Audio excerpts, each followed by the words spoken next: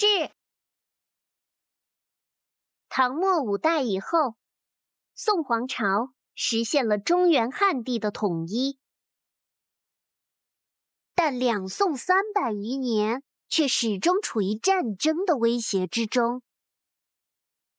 最终，在一个国家的铁蹄之下，诸国尽灭，诞生了一个空前大一统的多民族统一国家，这就是元朝。它的疆域前所未有的辽阔，民族多样性也更加复杂。如此庞大的帝国，是中华历史上的第一次。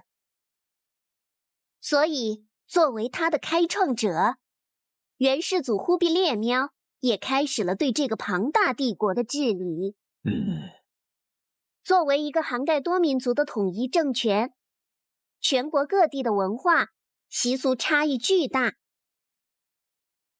属于统治阶级的蒙古族大约有40万，但元朝整体喵民的数量则有6000万。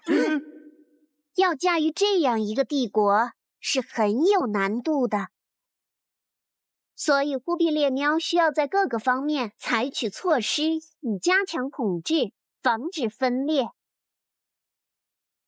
元朝实行的是行省制，忽必烈喵将全国分为11个省，中央设置中书省，地方则是行中书省，简称行省。行省权力极大，包含了行政、军事、财政等各方面的权力。各行省官员由中央直接任命，且官员队伍中需要包含多个民族，使其彼此牵制，互相制衡。行省官员除了要向皇帝汇报工作外，还得不定期调来调去。完了还设置监察机构，监督各行省。别耍花招，用心点，知道吧？在以往的朝代，行政区域是以地形来划分的，例如山脉、河流。元朝行省制则直接不按地形划分。这块地方的山脉给我划给隔壁，隔壁的河流又给你划到另一个地方去。通过这样交错的划分，使各行省失去了天然的地理屏障，难以形成割据势力。而对于边境地区，忽必烈喵也没有放过。以往的朝代最多就是打服了以后给封个名分，以后乖乖的就让你们在边境上做个王吧。只要认中央这个老大就可以了。真的吗？那也不错。谢谢大哥。但往往无法长期维持。忽必烈喵就不同了，他不仅打服了，还给你管上。记得做好年度汇报。是。例如，西部设置宣政院，西北部设置都护府等。这些措施的实行，使中央的管控能触及国家的各个角落，从而对全国形成了长期且有效的统治。此外，忽必烈喵还大量修建公路，开凿运河，加强了各地联系和各民族之间的交流与融合。那么元朝的江山有朝着美好的方向发展吗？没有。行省制的实行虽然能有效地统治全国，但帝国内部的矛盾却日益严重。元作为一个由蒙古族统治的大一统王朝，他没有意识到团结各民族的重要性。相反，为了维护蒙古贵族的利益，对统治的各民族进行了残酷压迫。蒙古喵可以当各地各部门的长官，官职甚至可以世袭，而汉喵则多从事低下的工作，甚至连各种生活权利都不具备。这导致民族矛盾日渐加剧，加上元朝连年对外征战，全国民众苦不堪言。在这样的背景之下，元帝国犹如一座雄伟的大厦，但根基却非常脆弱。可以说，大一统的完成既是元朝国运的顶峰，也是其崩塌的开始。这个庞然大物究竟会走向何方呢？在强有力的制度下，元朝确立了其绝对的统治地位。可虽然是个大一统的皇朝，元朝统治者的蒙古旧俗却依然保留着。例如各种举办祭祀活动，成吉思汗，成吉思汗，成吉思汗，成吉思汗。例如皇帝要定期举办大规模狩猎。文化上也实行蒙古文、汉文并行的方式。很多汉喵甚至需要专门学习蒙古文。这些传统的保留并不利于大一统的稳定，而其中影响最大的便是蒙古汗国时期留下来的忽里台制。忽里台原是蒙古国的诸王大会，只有经过诸王在会上共同推举，才能成为新的领导者。然而，也就只有第一任首领铁木真喵是被顺利选出来的，后面的继任者都经过一顿争夺才顺利上位。而如今，这条旧制的保留同样为元朝的皇位继承制造了一场风波。处在风波中心的便是元的第二代皇帝，他就是铁木儿喵。嘿嘿，铁木儿喵是开国皇帝忽必烈喵的孙子。嘿嘿，他爹是皇太子。嘿嘿，只不过还没当上皇帝就挂了。铁木儿喵性格谦逊，但战场表现可一点都不逊。年纪轻轻就为朝廷立下赫赫战功，加一加一加一！这不仅使他结识众多重要将领，谢谢谢谢，更是很受他皇帝爷爷的欣赏。并最终决定将皇位传给他。可惜铁木儿喵的继位并不顺利，因为他还有个大哥。大哥喵也很优秀，不仅性格仁厚，不准欺压百姓，不然就是自毁长城。有你这样的领导，我们太幸运了。你说的太好了。还常去驻守军事重镇。他的爵位也是众多皇室成员里最尊贵的。嘿嘿，可以说在贵族中拥有着很高的声望。谢谢谢谢。这一下就不好办了。铁木儿喵虽然能力出众，嘿嘿嘿，但论地位还是不如大哥喵的。嘿嘿嘿，而且大哥喵还有一大批贵族的拥戴，所以在推举皇位继承者的大会上，双方吵了足足12天。我是有宝印的，我还是王爵呢。爷爷都说了要传给我。说什么呢？不应该开会决定吗？我老宋命令，这算什么优点呢？愣是没吵出个结果来。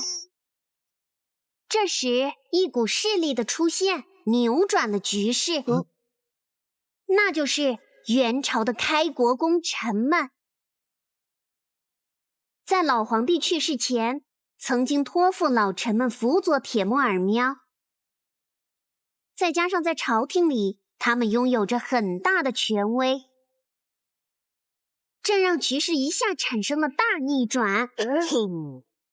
在大会上，大臣们当众宣读了皇帝遗诏，还是带着武器读的，吓得贵族们瑟瑟发抖。在他们的施压下，大哥喵最终选择了屈服，铁木尔喵这才顺利登上了皇位，好险！是为元成宗。然而，他的上台并不是因为皇位继承者的身份，而是因为权臣的支持。孤立台制的存在，导致了元朝皇位继承制的不稳定。因为即使皇帝指定了继承者，其他皇室成员还是可以向皇位发出挑战。于是乎，权臣的支持成了当上皇帝的重要条件。这样的制度，一方面助长了皇室成员争夺皇位的野心，而新皇帝上位后，为了报恩，会对拥立自己的贵族大臣们封官进爵，又促使有野心的大臣将拥立新皇帝作为获得封赏的机会。这样的情况导致在之后的30多年里，皇位之争频繁爆发，国家的元气也在内斗中逐渐消。第140回，权臣乱政。孤立台制的存在，使元朝的皇位继承极其不稳定。皇室成员为了争夺皇位，不断争斗，而大臣的支持则成为了获胜的重要砝码。于是乎，一些大臣通过拥立新皇帝，获得了极大的权力。他们不仅能控制朝政，还拥有军权，这使得皇位之争也变得越来越血腥。公元1323年，南坡之变，元英宗被杀。公元1328年，两都之战，天顺帝兵败失踪。公元1329年，天历之变，元明宗暴毙。一次次政变和战争，使得元朝政局十分动荡。这样的情况持续到一个喵的出现，他就是元顺帝喵。虽然顺帝喵是皇帝，但皇位却来得相当坎坷。他爹原本是要当皇帝的，但还没当上，皇位却被窃取了，然后全家一起被赶了出去。虽然后来他爹还是如愿当上皇帝，却只当了100多天，皇位就落到了他叔叔手里，顺带又把他赶了出去。跟他爹当年一样，是够惨的哈。这什么剧本啊！不过幸好他叔叔临死前突然良心发现，打算把皇位还给顺帝喵。还是还给你们吧。可当时的朝廷却被权臣把控着。我想让谁当皇帝，谁就当皇帝。顺帝喵只能乖乖等着了。一直熬到权臣完蛋，他才正式登上了皇位。可惜这还不是他全部的苦难。一个喵的出现，很快成为了他的新阴影。这就是伯颜喵。伯颜喵是妥妥的元朝老鸟，15岁开始就是2代皇帝的保镖。因为能力出众，在历代皇帝那儿都得到重用。他还扶持过3位皇帝上位，这之中就有舜帝喵。所以一开始舜帝喵和伯颜喵的关系是很好的。有反对势力想发动政变，伯颜喵带兵干掉他们，走你！军队起兵叛变，伯颜喵就亲自带兵平叛。总之，在伯颜喵的帮助下，舜帝喵坐稳了皇位，而舜帝喵也给予伯颜喵无上权力作为回报。光是伯颜喵的头衔加起来就有246个字，而且军政大权皆由他掌控。可以说，伯颜喵的权力已经达到了身为臣子的顶峰。然而，巨大的权力却使伯颜喵变得膨胀。他开始通过权力为自己谋取利益，不仅买官鬻爵，还滥发纸币，大量的财富流入他的口袋。而且伯颜喵还推行了一系列残酷的政策，例如加强对汉喵们的压迫，例如为了巩固权力，对蒙古统治集团进行迫害等等。到最后，他甚至连舜帝喵都不放在眼里。这样的存在已经对皇权构成了威胁。元朝权臣专权的状况在伯颜喵这里发展到了顶点。那么面对这样的情况，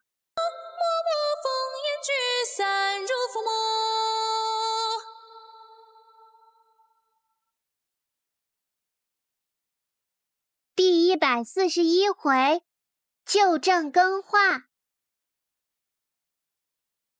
如果说元朝刚建立时是一艘所向无敌的巨轮，那么到了第11代皇帝的时候，已经是一艘破船了。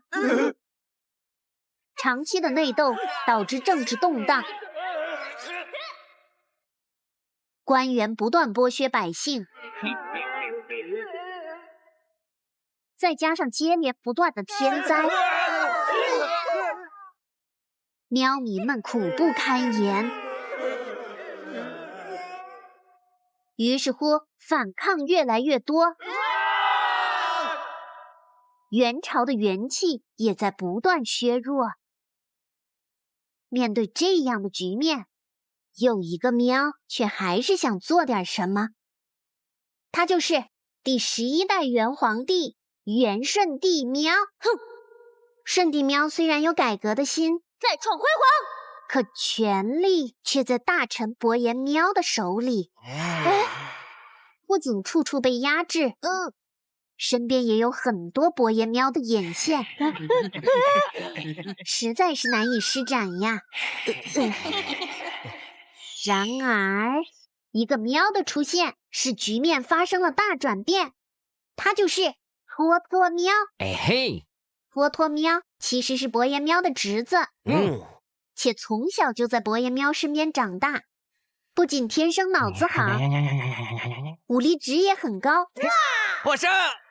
书法绘画更是溜得飞起。太帅了！所以凭借着优秀的能力，听说您的作文得了满分，能念一段吗？和伯颜喵的关系，我的丞相伯父，您被录取了。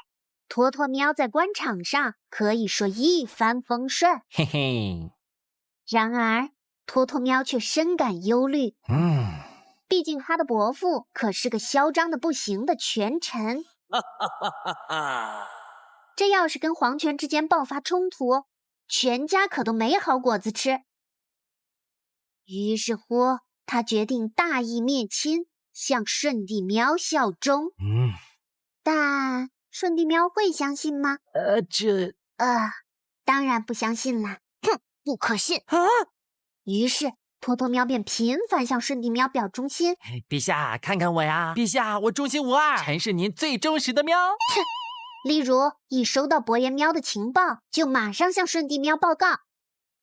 而顺帝喵也经常派手下试探他。报告，感觉可以。报告，这家伙实诚。这一来二往，两边最终才达成了合作关系。好，欢迎入职。好的，老板。可这么勾勾搭搭的，伯言喵也是有察觉的。但还没等他出手，托托喵和顺帝喵就开始行动了。公元1340年2月，伯言喵出城打猎，动手吧。好嘞。托托喵迅速集结军队，并控制了皇城。而顺帝喵则紧急召见大臣，公布伯言喵的罪行。听令！不仅宣布收回他的权力，同时又赦免他的手下们。咋回事啊，大哥？啥意思？不治罪吗？好像是这个意思啊。意思也很清楚，就是要拔掉伯言喵的羽翼。还不明白吗？劝你们识趣点，不然别怪我连你们一起砍了。懂了。这一顿操作下来，伯言喵的部下们一哄而散。伯言喵顿时成了光杆司令，从此再也无法制约到顺帝喵了。哈哈哈哈！而托托喵则凭借着这次行动，一跃成为顺帝喵的重臣。以后好好干，没问题。随后更是在顺帝喵的支持下，实行了一系列改革。例如恢复被伯言喵废除的科举制，恢复。例如调整蒙古统治阶级内部的矛盾等等。调整。好耶！在一定程度上恢复了元朝廷的元气，史称更化。托托喵是元后期贵族集团中难得的有见识、有能力的大臣。因为受儒家文化的熏陶，他自始至终没有走权臣的道路，算得上是一位忠于朝廷的忠臣。然而，他的出现并没有办法阻挡元朝的衰落。这滔滔的江河水将给这艘大船送上致命的一击。在中原腹地，一股力。第142回，红巾起义。公元1344年，黄河决堤，滔天的洪水淹没了大地，大量百姓瞬间陷入到灾难当中。为此，元中央动用巨大国力治理黄河。历经190天，黄河水患得以遏制。然而，正是治河的这一行动，成为了压垮大元皇朝的最后一根稻草。自成宗以来的50年间，元统治阶级争斗不断，官僚阶级则腐败成风。在这样的情况下，即便中央做过一些改革，也无法阻止元皇朝的溃烂。百姓们长期挣扎在死亡线边缘，治河工程更是成为了其沉重的负担。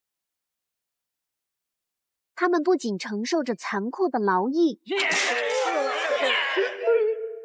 官吏的贪污，甚至使被征调的喵民连饭都吃不饱。整个社会充斥着大量不满的情绪。在这个背景下，一个组织逐渐壮大，这就是白莲教。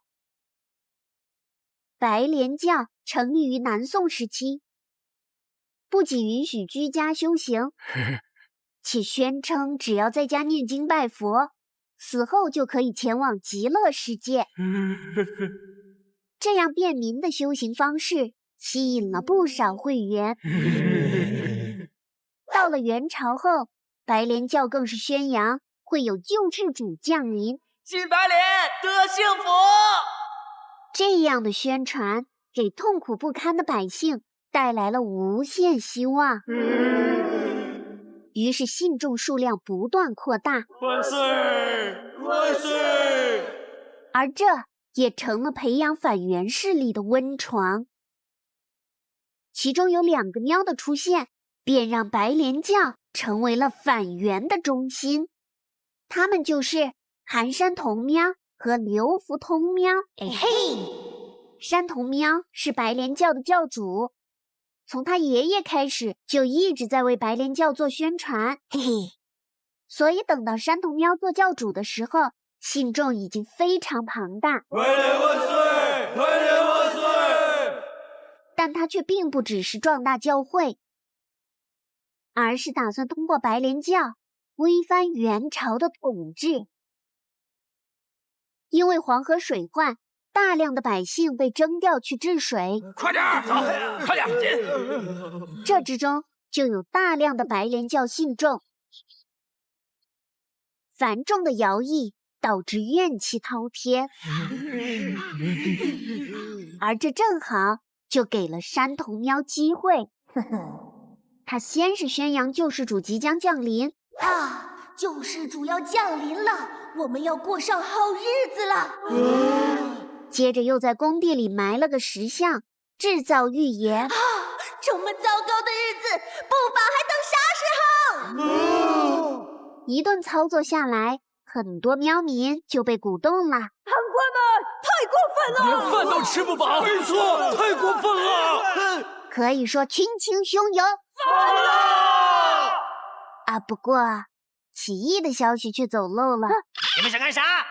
山童喵还没开始，就被元朝政府发了盒饭。不过幸好还有一个关键角色扛起了大旗，这就是刘福通喵。童哥，福通喵是山童喵的铁杆支持者。起来，推翻他们！童哥好样的，永远支持你！不仅英勇善战，放开我！哪里跑？而且也善于谋划。不对劲，杀出去！山童喵死后，福通喵便接过了起义的担子。我一定不会放弃的，加油加油！公元1351年，福通喵重新集结队伍，起来吧！元末大起义从此正式爆发。出发！面对着来势汹汹的红巾军，元军这边因长期的腐败，简直不堪一击。第一战派出6000兵力，刚看到起义军就吓跑了。快撤！妈妈，好可怕！第二战派了10万大军，主帅却是个酒鬼。放胆过来吧！被福通喵一个背袭，输了个底儿朝天。走你！第三战直接派出30万大军，可仗还没开打就内乱了。老大，军中乱了！什么？福通喵又收获了一场胜仗。快撤！赢了吗？好像是。几场胜利下来，极大的提高了福通喵的名气，同时也鼓舞了更多喵民加入到倒元的斗争中。他们大多头戴红巾，史称红巾军起义。大起义虽然发展迅猛，但作为一个大帝国，元朝仍然拥有着巨大的优势。面对巨大的倒元浪，第143回高邮之战。因为元末的残酷统治，轰轰烈烈的农民大起义爆发了。在红巾军的带动下，各地起义军不断冲击着元朝的统治。面对这样的情况，元中央展开了大规模的反击战。元朝政府不仅拥有大批装备先进的军队，还支持各地地主豪强组建军队对抗起义军。在共同利益的驱使下，这股反起义的力量巨大，农民起义运动遭到了严重的挫折。而此时，一个喵的出现，促使局势发生了变化。他就是张士诚喵。嘿嘿，士诚喵原本是运盐船上的船夫，私下也做着贩卖私盐的买卖。哥们儿，来点儿上好的盐。年轻的时候就以强壮和广交好友而出名。有你是我的福，老大真爷们儿，义薄云天呐！不过这哥们儿倒是经常受到富商和官兵的欺负。哟，又在这儿卖东西啊？是不是该交保护费了呀？这个月的款先欠着。那个气呀！恰好这时农民起义爆发了，这下士诚喵就不忍了，愤而投入到起义运动中去，忍无可忍，无需再忍。并且很快就拉起了一支队伍。恰好当时元朝的大部队正忙着到处打起义军。中兵，杀过去！那边，别留手！哎呀，打呀！愣着干啥？为我下死手！这便给了士诚喵左右腾挪的机会。他一路不断扩大势力，甚至建立了自己的政权。而最要命的是，他还占据了元朝的运河要道。运河不通畅，等于掐断了运往中央的钱和粮食。这可就不是闹着玩了，这可不行。于是乎，元中央组织出号称100万级的大军，扑向士诚喵。而统领大军的便是元朝丞相脱脱喵。嘿嘿，脱脱喵不仅是个改革家，嘿，还是个身经百战的将领。哎哈，浩浩荡荡的大军在他的带领下兵威强盛。这可不是士诚喵搞得定的，所以一交战便被打得节节败退，而且还被围了起来。真是打也不是，投降也不是啊！可正当士诚喵发愁时，上天却给了他一个大礼。原来在元朝廷里有个大臣非常不爽脱脱喵。这会儿刚好脱脱喵带着大军出来打仗，出发！于是他便在皇帝那儿不断说脱脱喵坏话。陛下，他就这样出去了，好危险的吧？你要注意呀！你要知道，脱脱喵可是一国的丞相，哈哈哈哈！手上还有大批军队。被大臣这么一挑拨，皇帝也害怕了起来。于是乎一纸诏令，就把脱脱喵叫了回去。我回去。这前线大军还打着仗呢，突然却发现领导换了，瞬间军心大乱。老大呢？出祸了！现在打吧。这一乱，士诚喵的机会就来了。轮到我摆这个姿势啦！他立刻主动出城攻打元军，冲出去！慌乱的元军于是被打了个大败。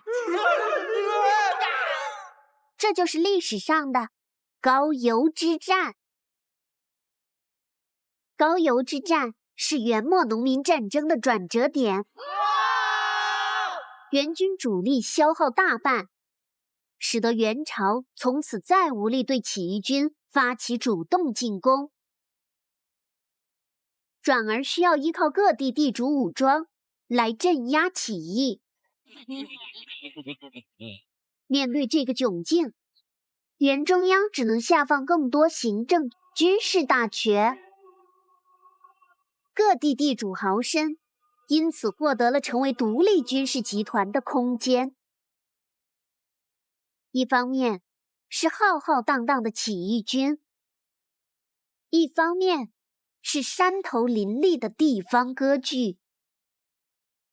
元末的大地上将会继续上演怎样的故事呢？下一回查汉伐宋，第144回查汉伐宋。经过高邮之战，元末农民起义掀起了新的高潮。北方起义军建立起了自己的政权，这就是韩宋政权。在北伐元朝的战争中，韩宋政权取得了优异的战果。于此基础上，韩宋政权发动了著名的三路北伐。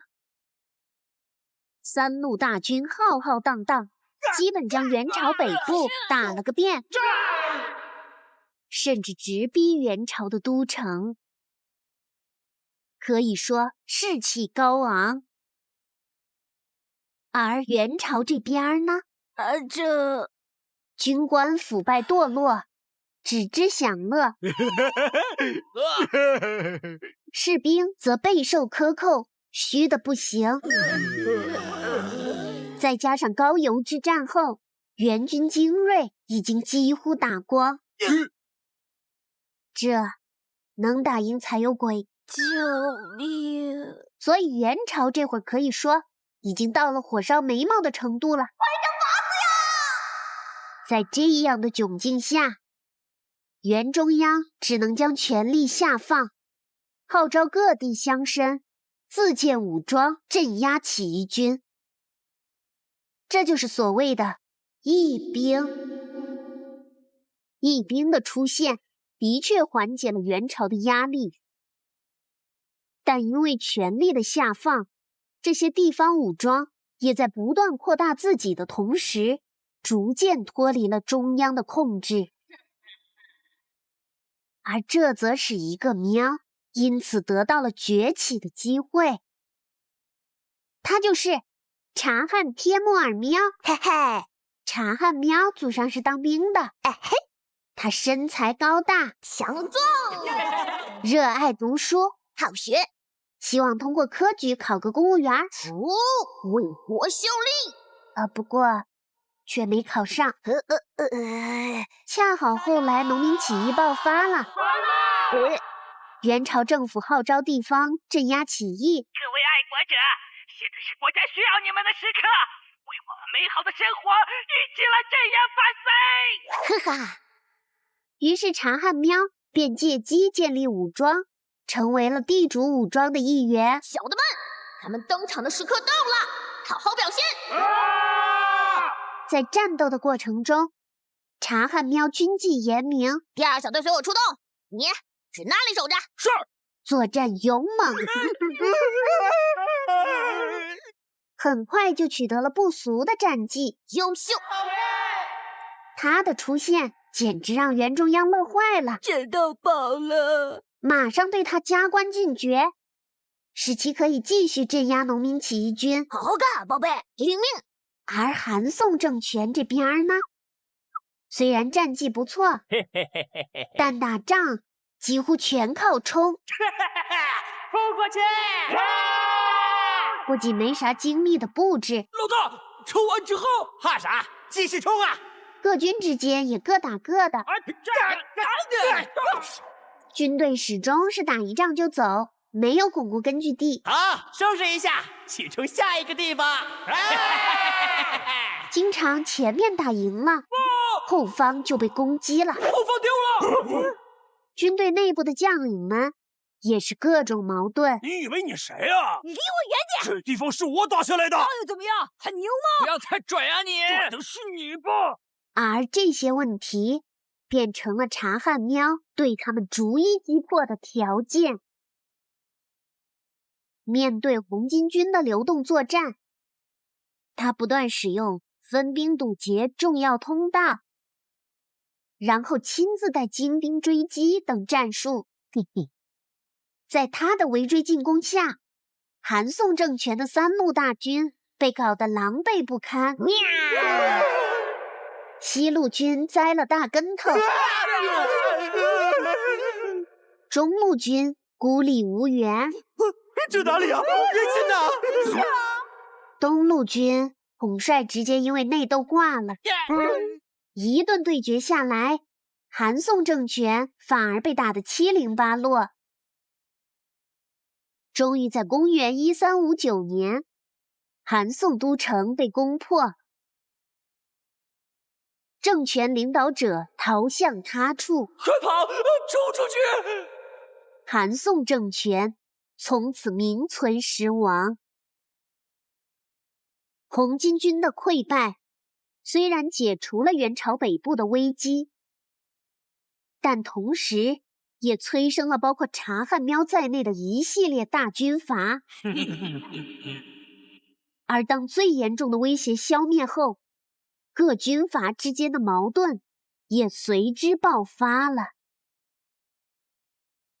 他们为了争夺势力范围而互相攻伐，全然无心镇压南方依然存在的大批起义军。可以说，元朝北方刚刚稳定的局面又被军阀混战所取代，而这就给了一个喵发展的空间。他是谁呢？下一回崛起不一，要记得来看哟呀！元朝末年，政治黑暗，百姓困苦，最终以白莲教为主的红巾军起义吹响了倒元的号角。全国各地的底层百姓陆续揭竿而起，卖布的、卖盐的、打鱼的，都拉扯起队伍攻打元朝。而这之中还有一个乞丐出身的，他就是朱元璋喵。嘿嘿，元璋喵是贫农家的孩子，因为在家里排行老八，所以原名也叫朱重八。元璋喵17岁的时候，全家就几乎死绝了，所以他只能出家去寺庙当和尚混口饭吃。可战乱时期，寺庙也是穷得揭不开锅呀。去吧，庙里也开不了锅了。于是元璋喵还是得出去流浪乞讨。在流浪的这段时间里，他走遍了大山大河，同时也看尽了冷暖，尝遍了酸苦。可以说，这段经历不仅开阔了他的眼界，也造就了他勇敢坚毅的性格。公元1351年，红巾军起义爆发，无数喵民都参与到这场斗争中去。面对这样的大变局，元璋喵也来到了命运的十字路口。但上天似乎没打算给他选择的机会。一方面，他出家的寺庙被烧了；拜拜。另一方面是，在起义军的兄弟给他写信，又被别的喵发现了。我看到了，你跟起义军有来往。没办法，元璋喵只能投军了。投就投。到了军中，他打仗勇猛，不准跑，让我砍一下。因为小时候读过几个月书，还懂点文化。这个时候他们两个在机场，然后呢？表白了吗？这样的士兵，简直把该区域的红巾军首领给乐坏了。于是不仅狠狠地提拔他，还把自己的养女嫁给他。以后就叫我爸爸吧。是地位一下得到了飞跃。翻身。不过论地位的话，元璋喵这个养女婿只能排第4。在他上面还有老大、老大的儿子和小舅子。然而凑巧的是，没多久老大却病死了。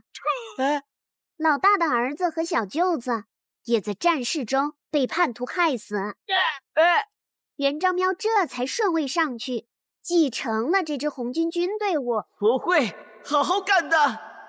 在当时的局势下，元璋喵周围已经有好几个规模不小的起义军势力，他们有的互为死敌，刀兵相见；有的争权夺位，你死我活。元璋喵所隶属的韩宋政权，甚至干脆北上打元朝去了。反正打得都挺激烈。而我们的元璋喵呢，他不为所动。在率领军队打下一块地方后，他就闷头发展，提高业绩。例如扫清自己后方的援军，端了他们。巩固地盘的安全。例如积极储备粮食，要更多。增强经济实力。例如不贪图虚名，隐藏自己等等。哥，他们好酷哦，都自立为王了，我们也做个王吧。不错。这些就是他著名的高筑墙、广积粮、缓称王、9字纲领。而发展的过程中，元璋喵也跟其他起义军不一样。其他起义军打砸抢，拿来吧你！元璋喵的军队纪律严明。谁敢？其他起义军首领奢侈腐败，元璋喵自己则勤俭朴素。与此同时，元璋喵还特别尊重知识群体。各位先生，请助我一臂之力。很多有才能的贤士也加入到他的队伍中。在这一连串的操作下，元璋喵的经济和军事实力不断上涨，占领区也不断扩大，而他自己则从一个乞丐成长为称霸一方的雄主，正式坐到了角逐天下的牌桌上。不过此时在他的边上就有一个非常强大的对手，他是谁呢？下一回荆楚之雄要记得来看哟。46回荆楚之雄。元朝末年，以白莲教为主的起义运动轰轰烈烈，而起义团体主要分南北2个派系，他们都以神明降世的说法，号召大家起义推翻元朝。北派说的是明王降生，代表政权是韩宋。南派呢，说的是弥勒佛降世，由天完政权领导。而天完政权的老大就是徐寿辉喵。寿辉喵是个大帅哥，英俊，但也就是长得帅而已。本来是个卖布的，然后因为白莲教需要一个好看的门面，这个小哥不错，非常帅气。没错，就他了。所以被拎上去当了老大。天完政权万岁！寿辉陛下万岁！可以说就这么简单，这就当上了。可就是其吉祥物般的存在，却给了一个喵上位的机会。他就是陈友谅喵。友谅喵祖传打鱼专业户，从小就聪明机灵，请问可以把钱都给我吗？身体强壮，战斗力也不错，但性格狡猾凶悍。曾经有算命的说他有富贵之命，看你样子，以后必定富贵。这让他开心的呀。嘿嘿嘿，真的吗？我会暴富吗？可惜长大后，友谅喵却只在县里当了个打杂的。领导还总是责骂他，废物，一点小事都做不好。真是不甘心啊！说好的富贵呢？所以当红巾军起义爆发时，根据剧本造反啦！快开始吧！友谅喵就马上回军去了。受够啦！可即便如此，他也还是做了个管账本的而已。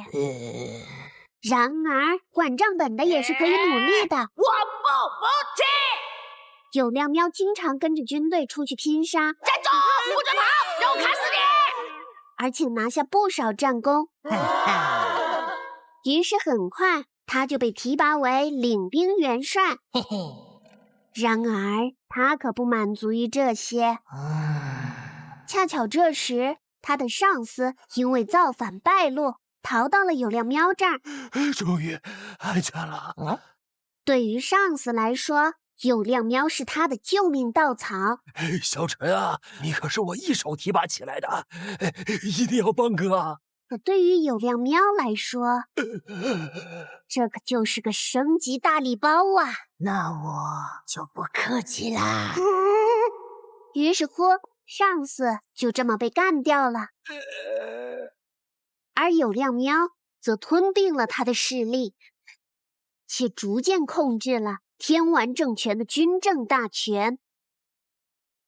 在这个时间段里，北方的韩宋政权正跟元朝打得你死我活，趁他们没空注意自己，友谅喵便不断扩大自己的势力，抢！且在几个月的时间占领了大片领土。与此同时，他对篡夺最高权力的欲望也急剧上升。那么，此时天完政权的老大寿辉喵呢？他似乎没太放在心上，还想着把都城迁到友谅喵附近。走，搬去他那玩玩。陛下，那家伙不得不防啊！是啊，咱们不能送死啊！这真的好吗？没事，看我过去震震他。不好吧？就这样，寿辉喵乐呵呵地来到了友谅喵的地界。看到寿辉喵来了，友谅喵专门出来迎接。老大请。可刚一进门，友谅喵就把门给关上了，然后让门外的手下把寿辉喵的部下全部干掉。全部干掉！救命！可怜的寿辉喵从此成了友谅喵的傀儡，而友谅喵则大权独揽，自立为汉王。后来更是篡夺上位，登基称帝，史称陈汉政权。陈汉政权继承了原本天完政权所有的军队和地盘，成为了南方最强大的割据势力。然而，如若友谅喵要称霸南方，还得打败一个重要的对手，这就是朱元璋喵。作为南方割据势力里强劲的两方，陈朱之中，谁将是最后的胜者呢？下一回略定南方。第147回，略定南方。在农民起义的浪潮下，元朝中央彻底失去了对天下的控制。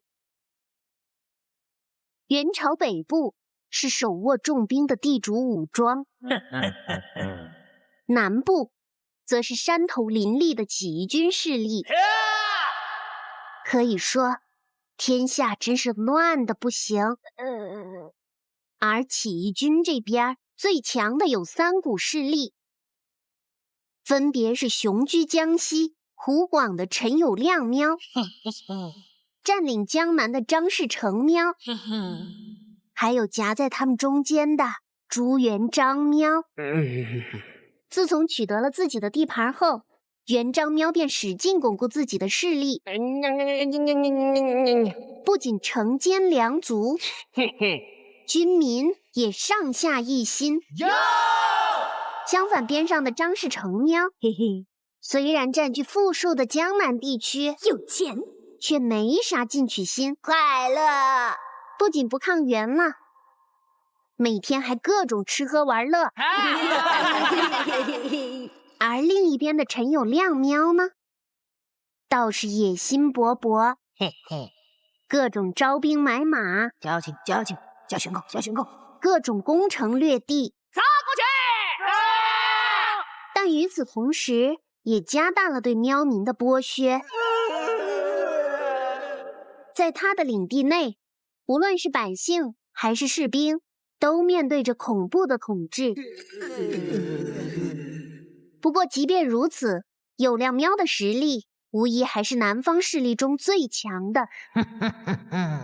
而他要统一南方，最需要干掉的就是朱元璋喵。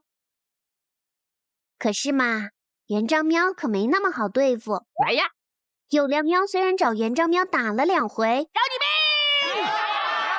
可都没打赢，可以说一肚子气呀。于是乎，公元1363年，友谅喵亲率60万大军倾巢而出，打算一口气端了老朱家。在当时，友谅喵有军队60万，元璋喵这边则只有20万。友谅喵那边巨舰上百艘，元璋喵几乎都是小船。这么大阵仗开过来，元璋喵的士兵们也是慌得不行。这可咋办呢？幸亏元璋喵还是顶住了压力，不要慌，他带上了所有的兵马，派出了所有将领，然后决定用火攻来与之对抗。形式上，友谅喵的战舰虽然大，但为了保持阵型，他将战舰都用铁索连在了一起。虽然看上去很威风，但活动起来却并不方便。而元璋喵呢，船不大，行动起来却特别灵活。恰好此时还刮起了大风，简直是放火的大好时机了。于是，在大风的助力下，元璋喵的火船冲向友谅喵的舰队。因为被绑在一起，友谅喵的舰队连躲避都来不及，快躲呀！转不了啊，走连着呢！顿时烧成一片。熊熊火焰不仅烧掉了友谅喵大部分兵力，救命啊！更是将他军队的士气彻底击溃。什么？最终，连友谅喵也死于乱军之中。这就是历史上的鄱阳湖之战。鄱阳湖之战不仅为元璋喵除去了最大的威胁，他的实力更是进一步得到了提升。公元1364年，元璋喵彻底消灭了所有陈汉政权的残余势力。与此同时，他也向东边的士诚喵发起了进攻。只知道玩乐的士诚喵根本不是他的对手。兵败如山倒。陈、张两个最大的势力一消灭，其他小势力哪有战胜的可能？最终都被元璋喵所吞并。自此，南方大片土地统一到一个势力之下，元璋喵成为了南方的霸主。南方广大的地域为抗元提供了充足的财力物力，这使得元璋喵有能力去实现最终的目标，那便是北伐。元末10余年的混战，终于要迎来最终章。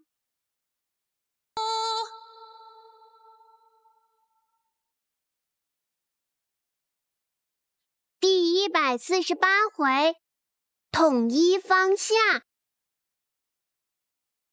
随着陈、张等义军势力的覆灭，华夏南方地区实现了统一。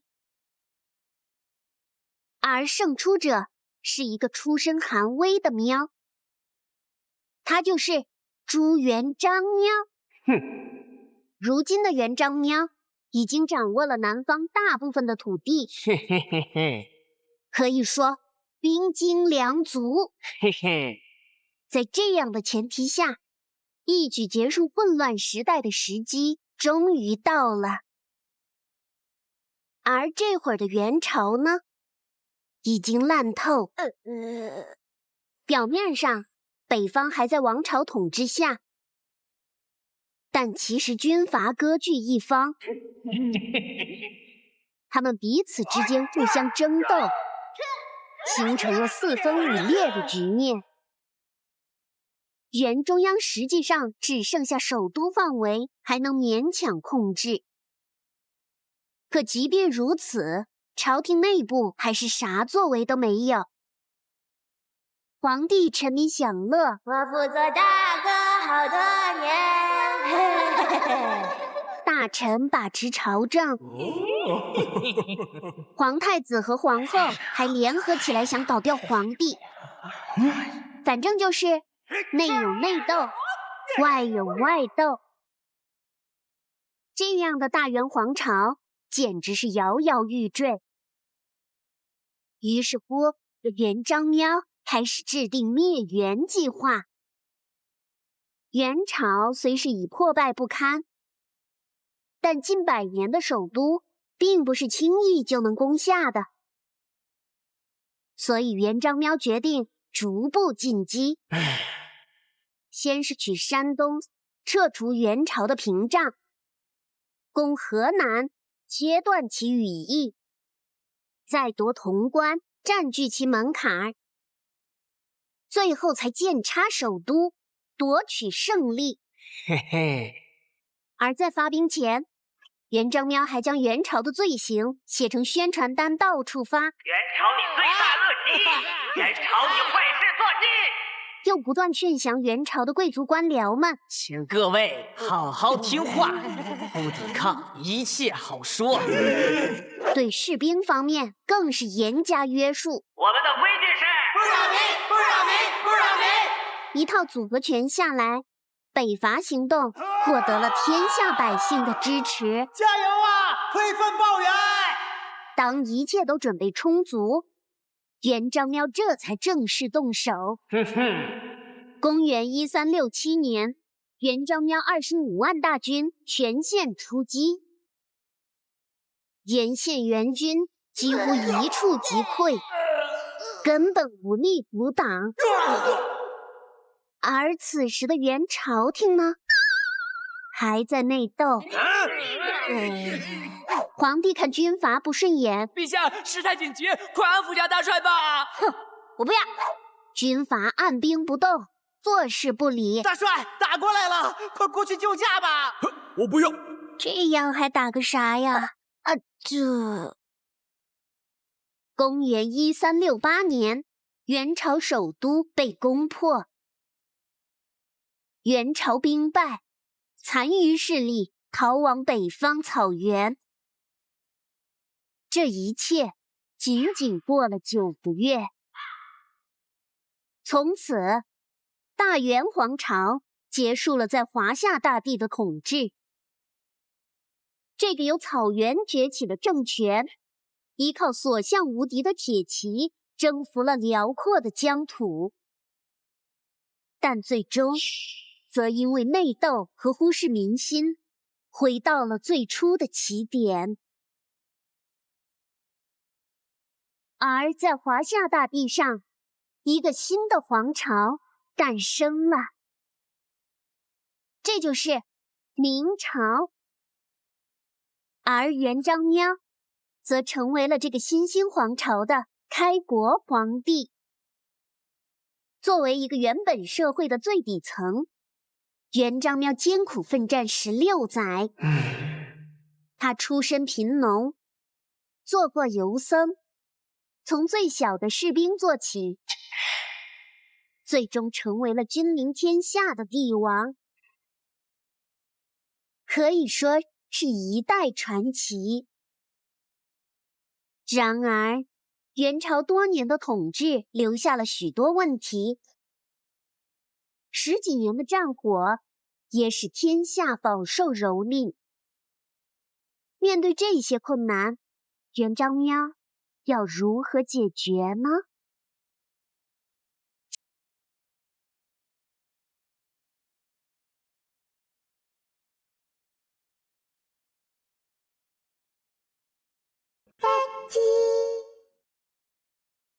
第149回，洪武之治。公元1368年，华夏大地上诞生了一个新的大一统皇朝，这就是明朝。虽然是个崭新的皇朝，但头痛的问题却一样不少。经过多年的混战，田地荒芜，百姓数量锐减。怎么说呢？简直头大。而要面对这些难题的，便是大明的开创者，他就是明太祖朱元璋喵。作为一个从平民一路升级上来的皇帝，元璋喵深知国家稳定和发展的重要性，所以他非常努力工作，文件从早看到晚，生活上也非常节俭，不但宫殿往简单了去建，连车子上的装饰都要缩水，可以说在勤劳朴素上，元璋喵已经做到了皇帝中的极致。都给我赏！然而，国家的兴盛和政权的巩固，光靠这些可远远不够。他需要做几方面的工作。首先是强化皇权。在古代，皇帝是天下之主，而丞相是百官之首。丞相帮助皇帝管理朝政。陛下，免礼。可到了元朝，因为频繁的皇位之争，皇帝则需要用权力来收买拥护自己的大臣，而这些大臣又往往把持着丞相之位。他们不仅可以操控国事，甚至还能压制皇帝。可以说，元朝祸乱的源头也正是于此。这在元璋喵看来可是不允许的。于是乎，统领百官的丞相他给废了，统领全国军事的大都督府他也给废了。军政、权力都要集于皇帝一身。此外，元璋喵还设置了监察机构，监视百官。这些措施下来，明朝的皇权得到了空前的强化。然而，光强化集权还是不够的，国家要存活，始终还得靠经济。没错，得有小钱钱。常年的战乱使国家多了很多无主荒地，于是开辟耕田和增加喵民成了头等大事。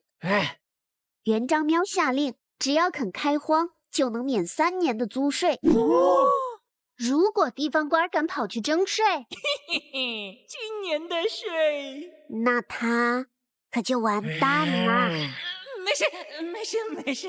而为了加速荒地的开发，元璋喵还采取了移民的办法。移民屯种，有些地方田少喵民多，他就将一部分喵民迁到地广喵民少的地方。这些喵民不仅可以免3年税，还给他们提供路费和生产材料。这些措施大大的刺激了农民开垦的积极性。回老家耕地去，不画漫画了，耕地去，太好啦！同时也保证了国家的财政。太好了！此外，元璋喵还重视水利建设，启动！哇！各种防备旱涝的工程不计其数。可以说，但凡是百姓的事儿，他都非常在乎。而对贪官，他则绝不手软。救命啊！基本上发现一个就砍一个。你们好大的胆子！仅仅是1385年那一年，他就干掉了几万名贪官，实在是嫉恶如仇。在长达2000多年的封建社会中，元璋喵是唯一一个真正平民出身的皇帝。他手腕强硬，使皇权达到了一个新的顶峰。但同时，他也关心民间疾苦，使元末以来凋敝的社会经济得到了恢复。他在位的30多年间，耕地和喵民数量大幅增长，国家的收入也不断增加，使大明朝走出了出生的困境，史称洪武之治。然而，作为一个新帝国，明朝还有很多未知的挑战。那么，将会有什么故事呢？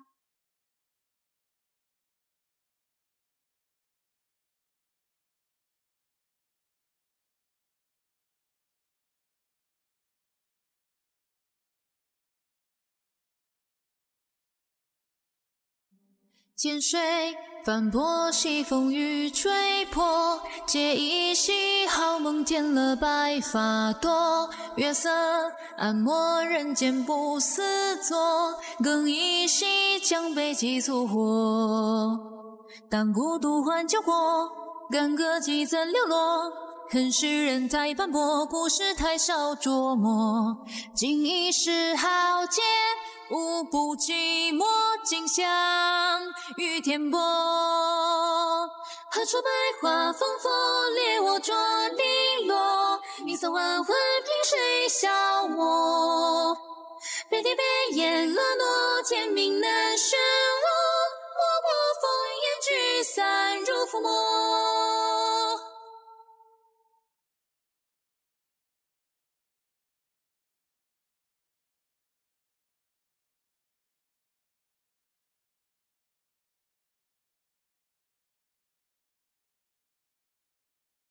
龙凤婆娑，声声起河落。滔滔归大江河，一时清浊。至今寥落，因天气磅礴。终还是前缘只手诺。当风雷烛连波，破扬州连天波。飞羽击剑如梭，寒甲射击吹磨。问看乱翠枪，尽是泪落日月增倾脱。何处角声相索，飞起纷杂过。天风昭昭，凭谁定夺？片雨片雨挥波，遮不住日暮。不羡山河，却是无限阔。